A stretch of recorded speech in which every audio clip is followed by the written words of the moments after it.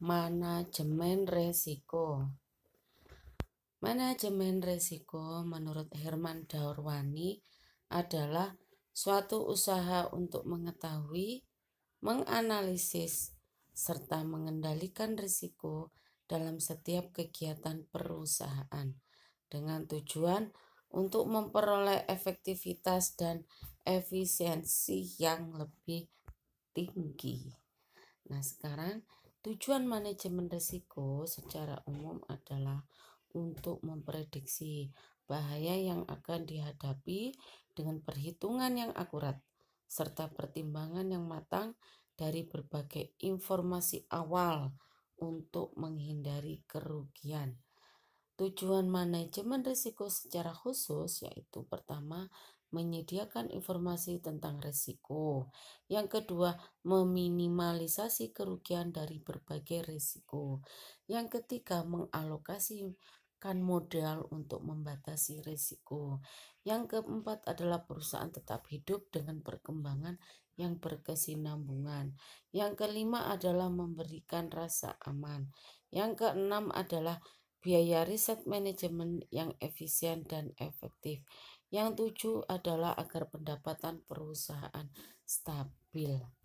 Selanjutnya, manfaat manajemen risiko yang pertama adalah menjamin kelangsungan usaha dengan mengurangi risiko dari setiap kegiatan yang mengandung bahaya. Yang kedua, menekan biaya untuk penanggulangan kejadian yang tidak diinginkan. Yang ketiga, menimbulkan rasa aman di kalangan pemegang saham mengenai kelangsungan dan keamanan investasinya dan dapat meningkatkan pemahaman dan kesadaran mengenai risiko operasi bagi setiap unsur dalam organisasi atau perusahaan. Nah, sekarang langkah-langkah apa yang dihadapi dalam manajemen risiko? Yang pertama adalah identifikasi risiko. Identifikasi risiko ini adalah yang dengan menggunakan metode analisa dari pengalaman dan sejarah. Jadi melihat kejadian-kejadian yang telah ada kemudian dievaluasi. Yang kedua adalah menggunakan metode pengamatan dan survei.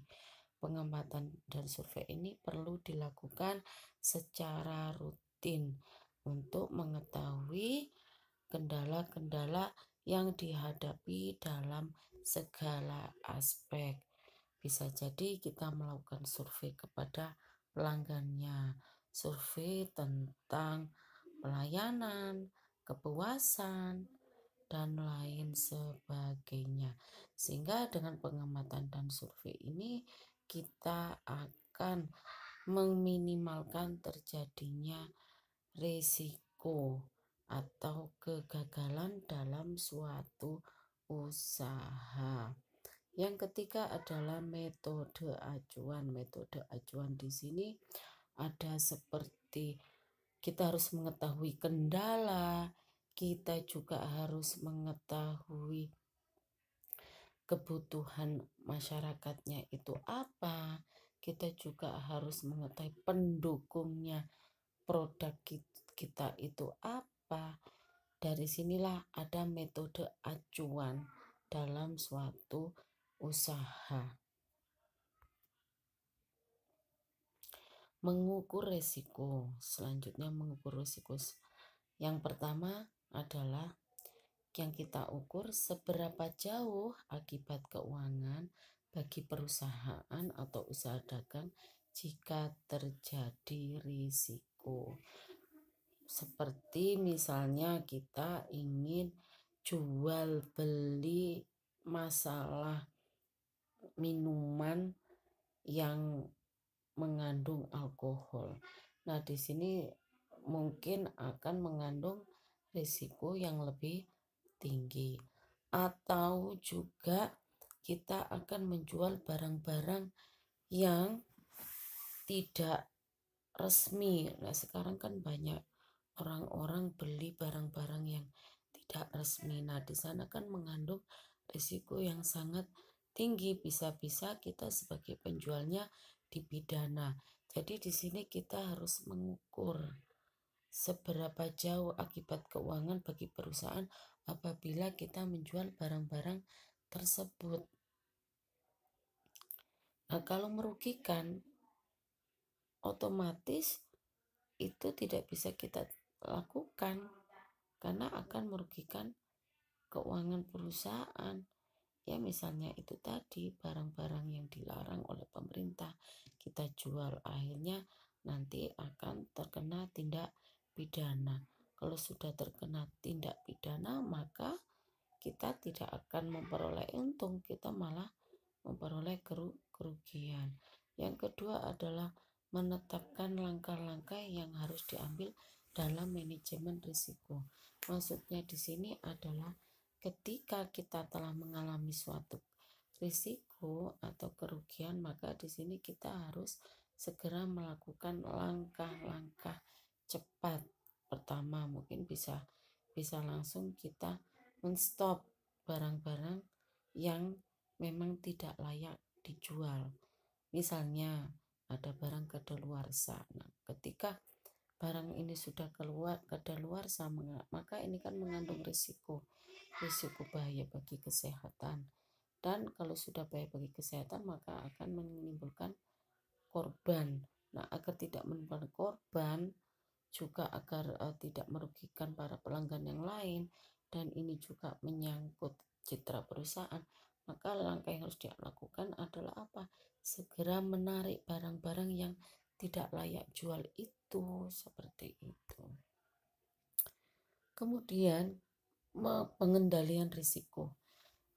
Risiko ini bisa kita kendalikan dengan cara yang pertama adalah tidak melakukan aktivitas yang mengandung risiko, seperti menjual barang yang dilarang. Yang kedua adalah pengalihan risiko pilihan kepada pihak lain sehingga risiko yang ditanggung akan menurun. Misalnya kerjasama untuk memenuhi pemesanan.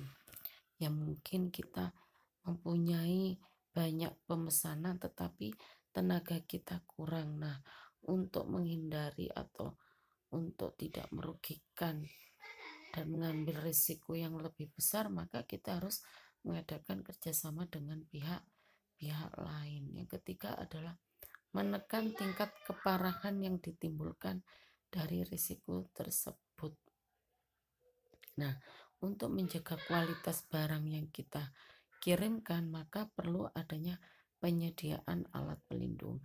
Misalnya mungkin dipeti kemas seperti itu kan, sehingga barang yang kita kirim itu tidak rusak. Yang keempat adalah menanggung risiko sendiri. Maksudnya di sini adalah dengan melakukan asuransi sendiri. Hal ini kenapa dilakukan?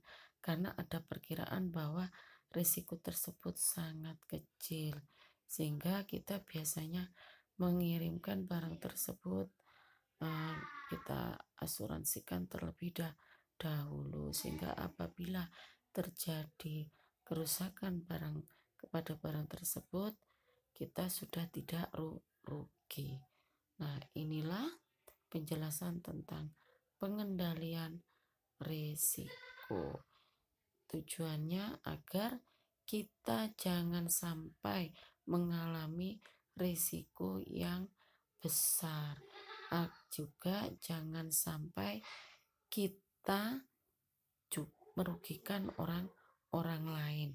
Selain itu, jangan sampai perusahaan kita pun akan mendapatkan kerugian. Maka di sini ada namanya pengendalian